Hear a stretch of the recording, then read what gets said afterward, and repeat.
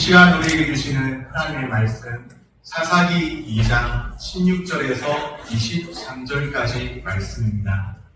구약성경 363쪽입니다. 여호와께서 사사들을 세우사 노략자의 손에서 그들을 구원하게 하셨으나 그들이 그 사사들에게로 순종하지 아니하고 오히려 다른 신들을 따라가 음행하며 그들에게 절하고 여호와의 명령을 순종하던 그들의 조상들이 행하던 길에서 속히 치우쳐 떠나서 그와 같이 행하지 아니하였더라.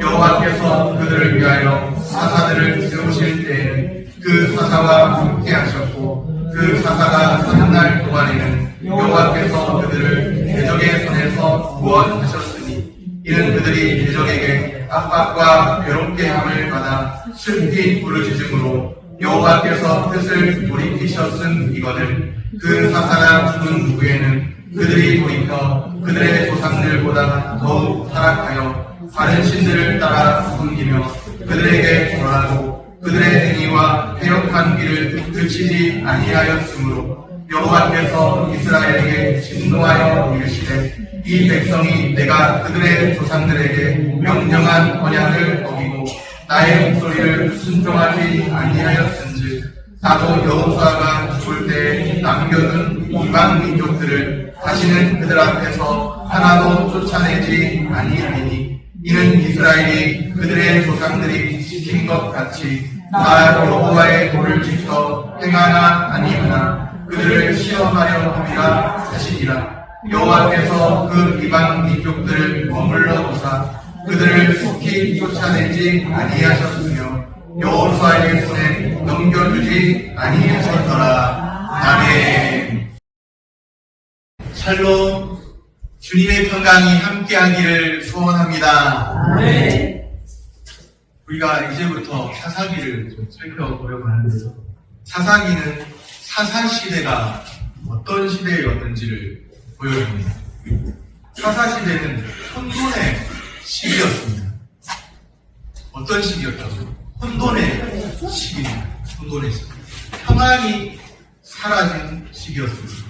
제가 인사 나눌 때 말씀 전하기 전에 처음에 나누는 인사가 있죠. 샬롬하고 인사잖아요.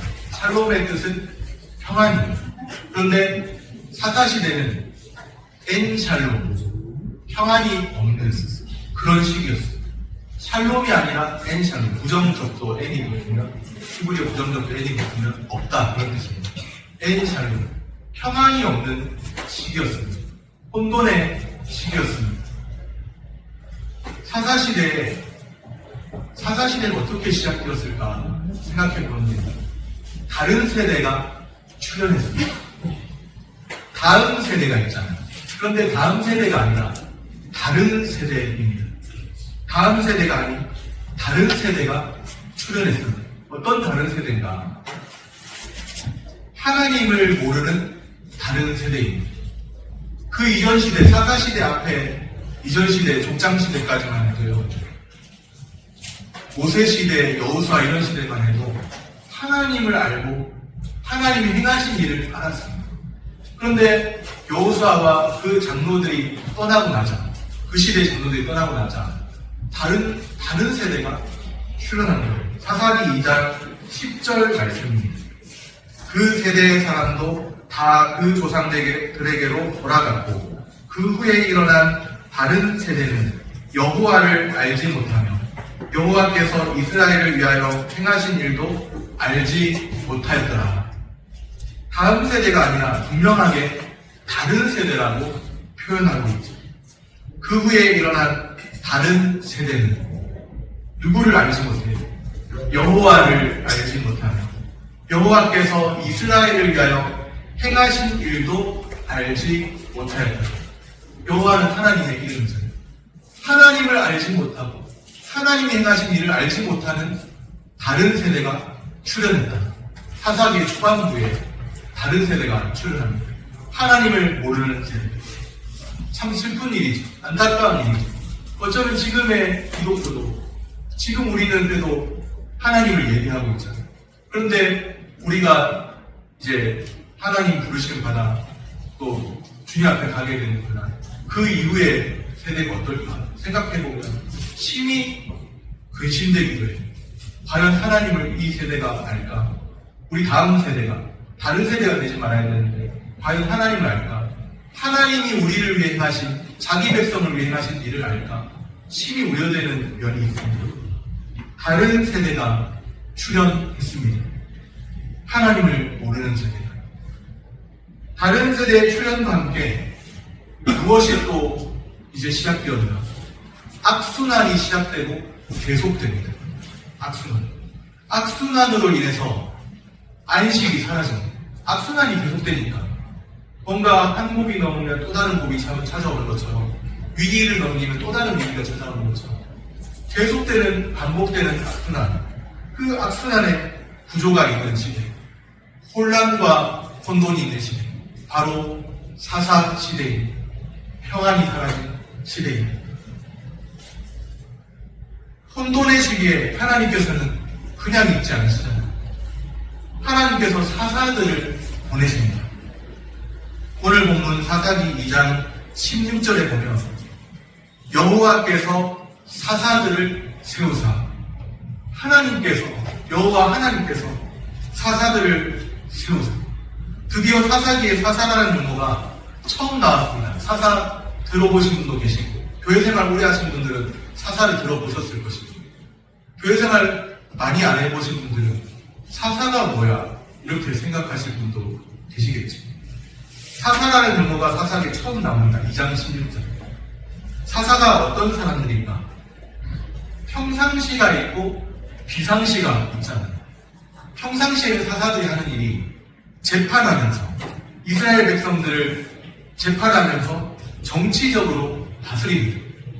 그런데 평상시만 있는 게 아니라 비상시도 있죠. 다른 나라의 대적들이 침입해 올 때가 있잖아요. 그런 비상시에는 군사적 지도자가 되어서 전쟁을 진두지휘합니다. 요약해서 말하면 사사는 이스라엘의 정치적, 군사적 지도자입니다. 가나안 정복 이후부터 왕들이 등장하는 왕정시대 이전까지 과도기가 있었죠. 그 과도기에 활동한 이스라엘의 지도자라고 생각하시면 됩니다. 정치적, 군사적 지도자죠. 과도기에 활동합니다. 가나안 정복 이후부터 왕들이 등장하는 그 왕정시대까지 그 과도기에 활동했던 정치적, 군사적 지도자들이 있습니다. 하나님께서 순간순간 그런 사사들을 이스라엘에 보내주십니다. 하나님께서 보내신 구원자로 사람들은 인식했죠. 적들이 침입해오면 적들과 맞서 싸우기도 하고 전쟁을 진두지휘하기도 하고 블레셋이 이스라엘에 침입해왔다.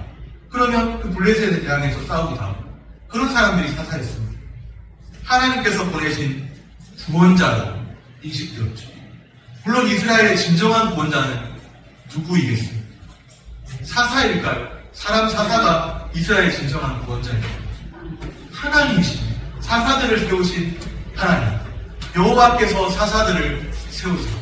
이스라엘을 위해서 사사들을 보내셨다. 하나님이야말로 하나님 백성의 진정한 구원자이십니다. 어둠이 짙게 깔린 것만 같은 사사시대, 혼돈의 시대. 우리 삶에는 어둠이 짙은 혼란이 있다고 여겨지지는 않으시나요?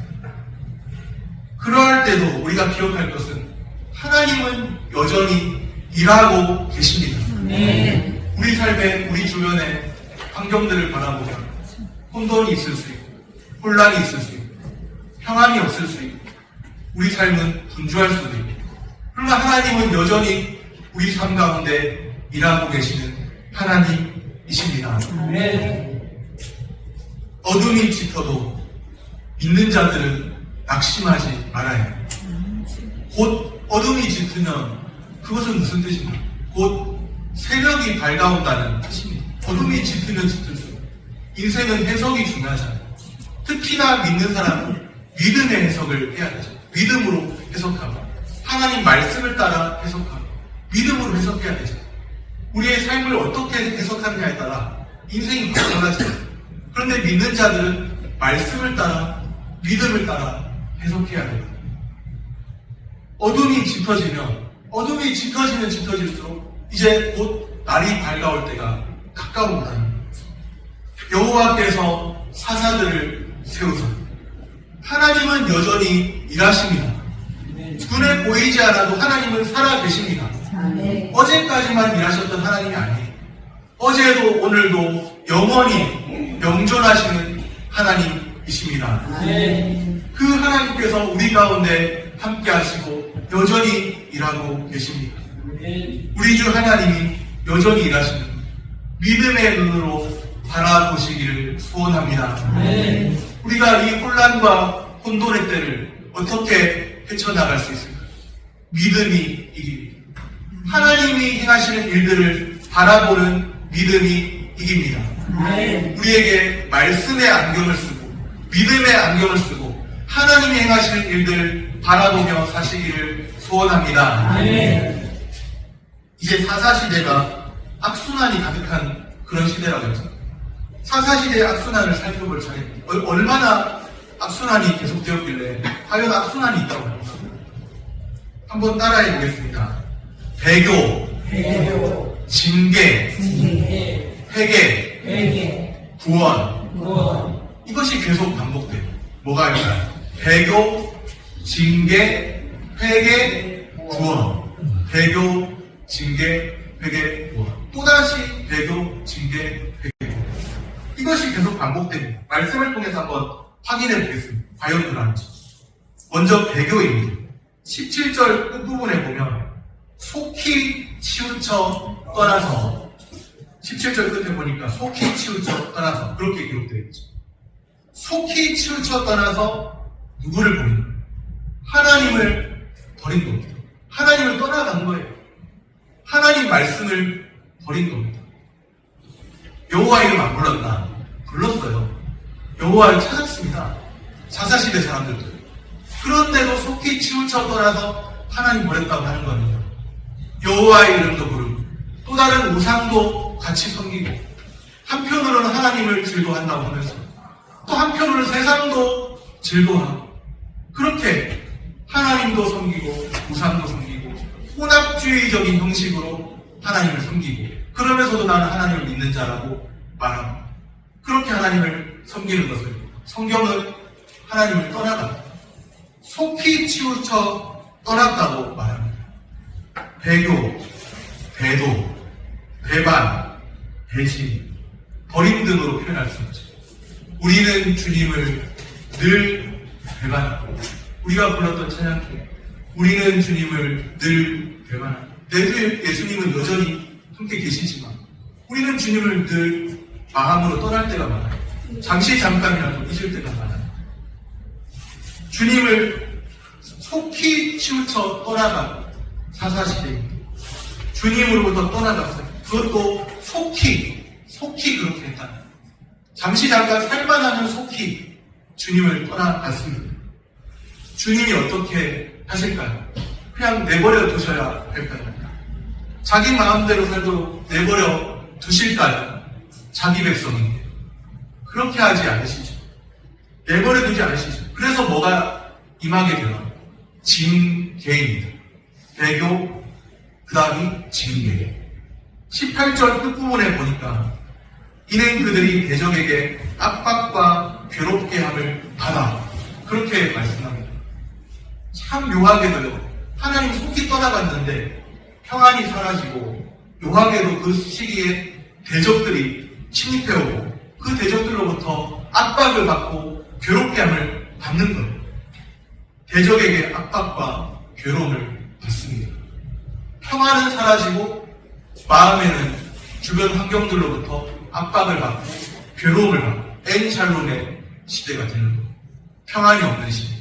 압박을 받고 뭔가 주변 환경으로부터 압박을 받고 괴로움에 시달립니다.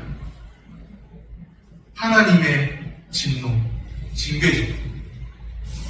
주님을 버림에 대한 주님의 진노입니다. 배교에 대한 징계입니다. 이스라엘을 대적의 손에 넘겨주십니다. 그 앞선 시대 여호수아 시대는 하나님을 잘 섬겼던 그런 시대에는 오히려 대적들을 하나님의 백성들의 손에 넘겨주셨어요. 그런데 반대로 하나님이 징계하시니까, 이제는 하나님이 진노하시고 징계하시니까 이제는 역전 현상이 일어났습니다. 승리해야 할 하나님의 백성들인데요, 오히려 대적의 손에 떨어지는 거예요. 하나님의 진노, 징계입니다. 압박과 괴로움이 있습니다.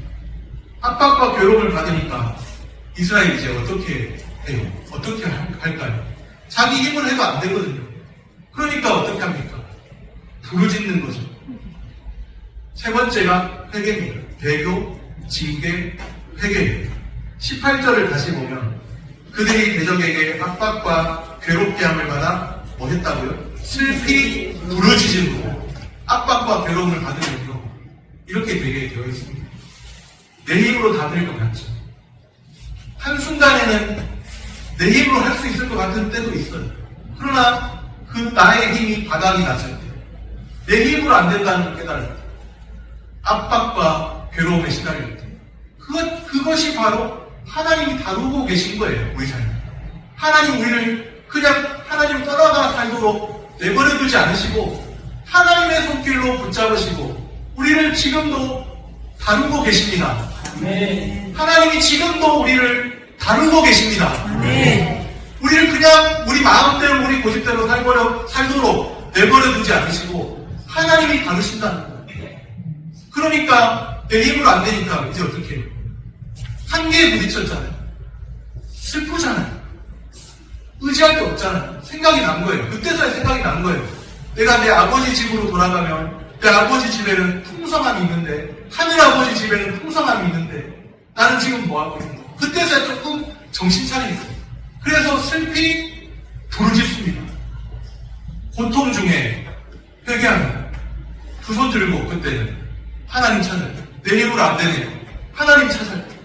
하나님이 다루시니까, 하나님 한번 손대시니까, 내 힘으로 안 되네. 내가 하나님 떠나서 사니까 하나님 이렇게 나를 다루시는데 내 힘으로 안 돼.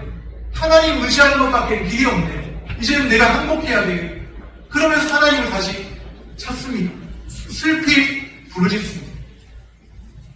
우리 주님 진노만 하신 하나님이 아니라 공의의 하나님만이 아니라 긍휼의 하나님이시다. 슬피 부르짖는 사람 내버려 두실까요?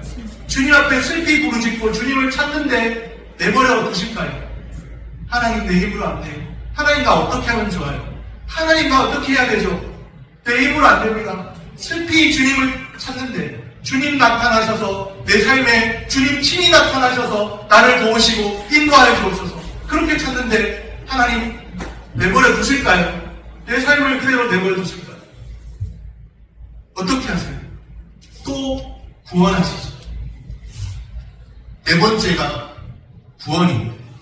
배교, 징계, 회개, 구원. 16절 말씀입니다.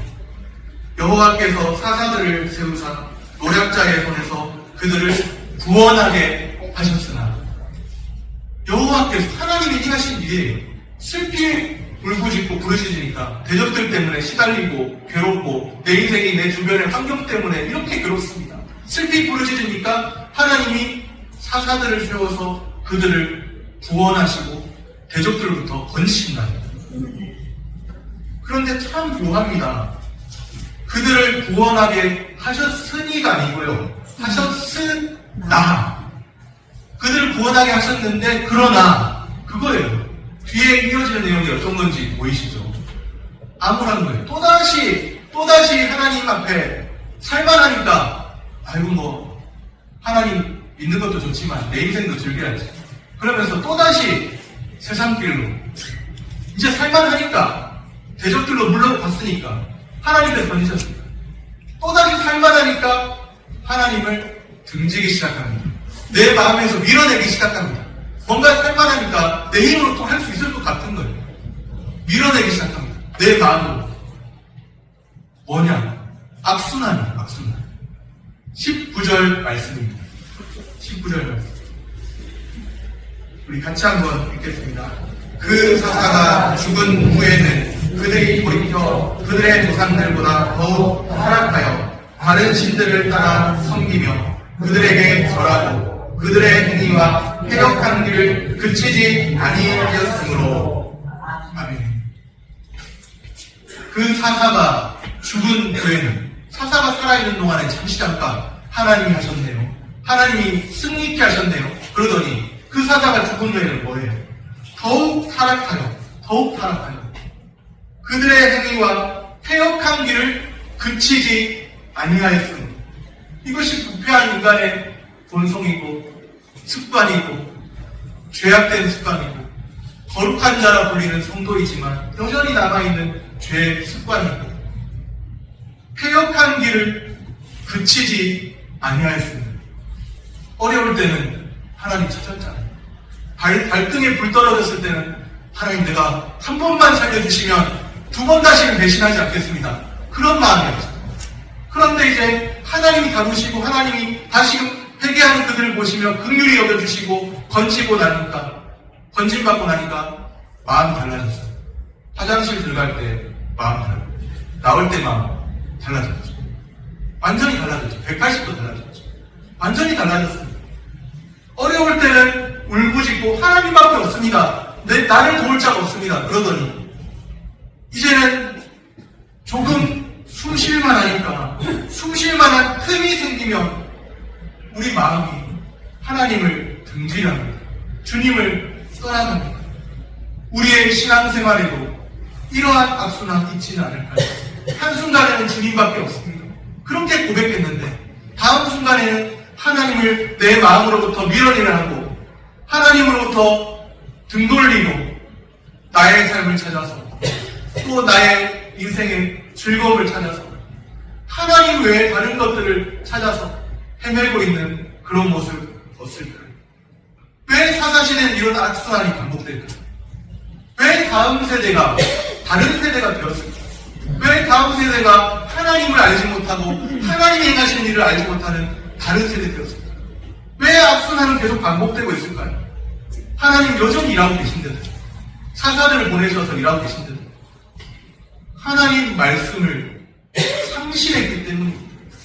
하나님의 율법이 주어져 있는데 그 율법을 제대로 가르치지 않고 하나님의 말씀을 상실해서 신앙의 전수가 되지 않아서 다음 세대는 다른 세대가 됩니다. 하나님 말씀을 우리 마음에 두지 않았기 때문에 하나님 말씀이 율법으로는 있는데 여기 하나님 말씀 있는데 그냥 종이책에 불과한 것처럼 돼버리고 하나님 말씀을 내 마음에 두지 않았기 때문에 하나님 말씀을 잃어버렸기 때문에 하나님으로부터 떠나가게 됩니다. 한 주간 살면서 하나님 말씀을 떠올리려고 의식적으로 노력하고 나는 하나님 앞에 사노라 고백하고 하나님의 행하신 일들을 하나님 말씀 속에서 기도하는 가운데 발견하고 오늘 하루 사는 동안에도 주와 함께 살기 원하는 그런 마음으로 살았어야 하는데 다 잃어버린 한 주간 살면서 세상의 많은 것들, 미디어를 보고 많은 소식을 듣고 여러 가지를 경험하고 접하지만 하나님의 말씀은 정작 들리지 않고 말씀을 듣지 못한 기갈 속에 헤매다가 하나님도 잊어버리고 말씀을 듣지 못한 기갈. 오늘 우리는 하나님 말씀을 통해서 자신의 모습을 깊이 살펴봐야 합니다. 하나님 말씀을 통해서 자신을 깊이 살펴보시기를 바랍니다. 말씀을 정리합니다. 혼돈의 시기에도 하나님은 여전히 살아계신 주님이십니다. 하나님은 여전히 일하십니다. 말씀으로 우리 자신을 점검해 보아야 합니다. 우리의 신앙생활을 깊이 살펴보아야 합니다. 말씀을 잃어버려서는 안 되는 거예요. 하나님을 잃어버려서는 안 되고 말씀을 잃어버려서는 안 됩니다. 여전히 일하시는 살아계신 주님 바라보고 믿음의 길을 묵묵히 가시기를 축복합니다.